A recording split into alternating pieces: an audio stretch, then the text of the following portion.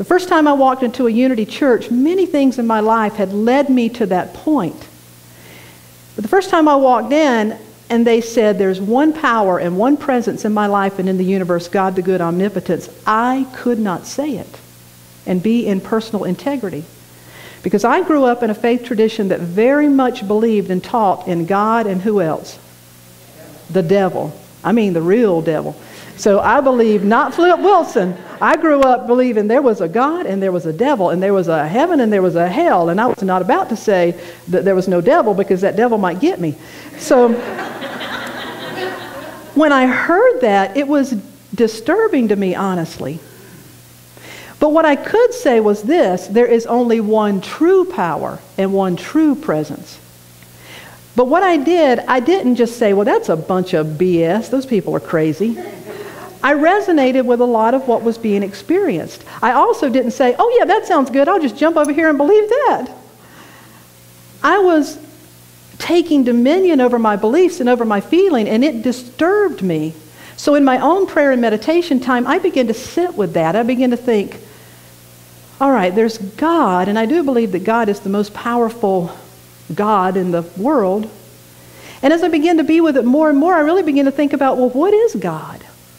And I sort of soon began to think, well, maybe God is like electricity, the life force of the universe. And the life force of the universe can be directed for forces of good or directed for forces of evil. And within a pretty short period of time, I, within my own self, arrived at my own truth and my own understanding of there is one. I don't even know that I would call it God. There is just one unnameable. And it can be experienced as good or the absence of good, which we call evil. Now that was taking dominion over my own life, my own thoughts. I'm inviting us this week, as we're working with do greater things, to take dominion over what do I believe. Liberate me from the constraints of my conditioning. Would you say that with me? Liberate me from the constraints of my conditioning. That's powerful. We're going to say it 2 more times. Liberate me from the constraints of my conditioning. And 1 more time. Liberate me from the constraints of my conditioning. Caroline Casey said, whatever makes us passive is toxic. Whatever makes us active is tonic. In the Gospel of James, it says, don't only be hearers of the word, but be doers. And that means not even just hearing our own self say these things. Let us take them in. Do we really believe them? Do they really work for us? And if they do, that's great. And if not, let's be with why they're not working and come to our own truth. Put it to the test. Now, the other side of put it to the test is, look at that picture again. Have you ever felt like life was putting you to the test? Oh, come on. Yes. That picture to me is a great symbol, because if you ever found yourself in a place that you had no clue how you were going to get out of that place. Sure you have. I may have shared this with you before. You know, as ministers, we say the reason we change churches is because we can repeat ourselves after a number of years. You tell these same old stories, but this is true. When I was leaving my first church, Lawrence, Kansas, ready to go to Maui, between churches, I did the same thing here. I always take a time and go away for a silent retreat just to empty myself, practice my principles, and make myself available for the vision and mission of what is ahead of me. So here it was in February, it was January or February in Kansas, really bad weather that time of year. I'd already sold my car, and they didn't have a rental car to give me. They had a giant rental van to give me instead. And I was used to driving this little Subaru Forester that could kind of go everywhere. So here I am on this van, and I head off to a retreat. It's a place called the Light Center, and it's about 10 miles off of a main road. You literally go down a gravel road to get to this place where I was going to be the only one there for 3 days for silent retreat. I had my 2 little dogs with me in the van, and we get there. And as I get to the place, I remembered I forgot to call family and tell them I've arrived safe, I'm here, because there wasn't cell at the place where I would be. So I had to turn around a little bit. I remembered seeing cell bars on my cell phone. I had to turn around a little bit until I had cell service. And by now it's almost dark. It's cold. It's starting to snow. So I grab my 2 little dogs, get in the van, and go back. And about halfway up this 10-mile dirt road until I think I have service, and I pull off the road a little bit to check. Now, a Subaru Forester can get in a little bit of mud and back right back out. But let me tell you, a van cannot.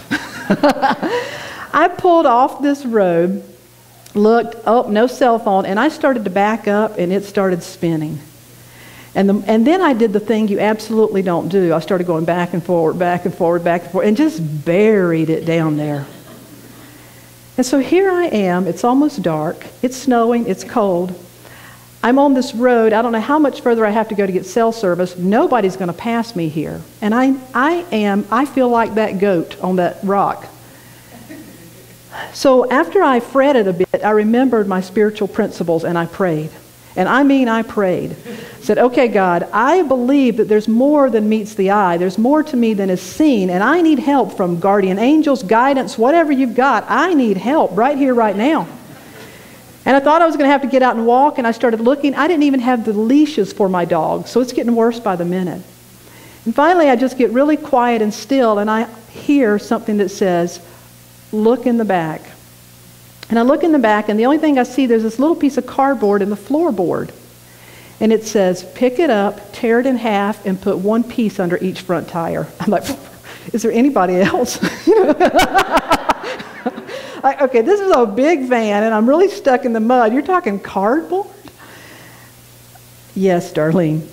I get the cardboard, I tear it in half, and I get out, and I sink in this mud, and I put 1 piece under the front tire, 1 piece under the other front tire, and I get back inside, and I say, all right, God, I trust. I need help here.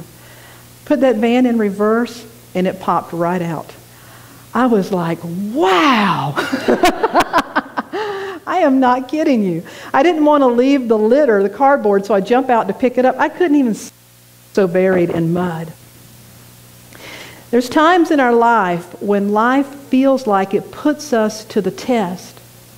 And yet, there's not some arbitrary God or any kind of God force that says, okay, Jennifer, I think you're ready, so I'm going to make this happen to you. No, no, no. It's the natural law of the universe, but it does feel like it's putting us to the test. Here's an example. A bird hatches an egg. That bird sits on the egg, and the chick begins to grow. And as that little embryo and the chick begins to develop and grow, it reaches a point where, which had been its haven, its sanctuary, its safe place, begins to become a prison. Because if that bird doesn't soon break out of that on its own, what's going to happen? It's going to die. And so the natural instinct is, as that bird begins to develop, it will crack its own shell. Now that's probably not a real easy process for that bird, but it cracks its own shell and it opens up, and all of a sudden it's in a very vulnerable state, yes? Because now the world that it has known no longer exists, but here it is in this beautiful nest with its mother. And the mother now begins to orient this little baby bird, and the little baby bird begins to grow. And it discovers aspects of itself that it did not know while it was in the egg. It also begins to access part of its intelligence that it could not access as long as it was confined to the egg. But in a very short period of time, the mother will begin to pull away the inner part of the nest, because the inner part of the nest is the softest. Mother is pulling it out because underneath are the stickily, prickly thorns and stuff. Once again, life is starting to poke me in the rear end. It's getting a little uncomfortable around here. Why? Because the law of nature is saying, little bird, you're now getting ready to access a dimension of yourself that you still don't yet know is inside of you. You're going to fly. And that little bird is like, I'm going to what? And that's how we feel when we're like that billy goat trapped in the middle. I'm going to what? But the universe is saying,